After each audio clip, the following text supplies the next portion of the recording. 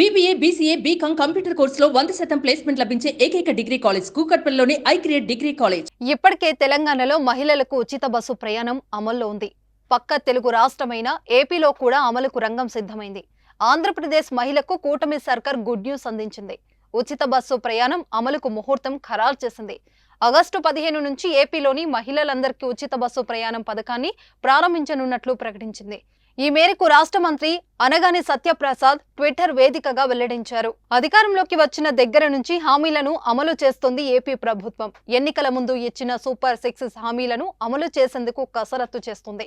ముందుగా పెన్షన్ల పెంపు, ఉచిత ఇసుక విధానం, తల్లికి వందనం లాంటి హామీలను ప్రారంభించిన ప్రభుత్వం ఇప్పుడు మహిళలకు ఉచిత బస్సు ప్రయాణం పథకాన్ని అమల్లోకి తెస్తుంది. ఇప్పటికే ఏపీఎస్ఆర్టీసీ అధికారులు కర్ణాటక, తెలంగాణలో పర్యటించింది. అక్కడ ఇటువంటి పథకం అమలవుతుంది. ఈ పథకం అక్కడ అమలవుతున్న తీరుపై నివేదికలు కోరింది.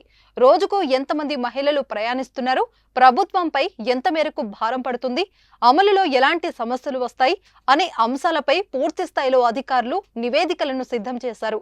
అయితే ఈ పథకానికి కావలసిన షరతులు, పథకం అమలులో విధి విధానాలు తెలియాల్సి ఉంది. సుమన్ టీవీలో మీ పర్సనల్ అండ్ బిజినెస్ ప్రమోషన్స్ కోసం కింది నెంబర్కి కాంటాక్ట్ చేయండి.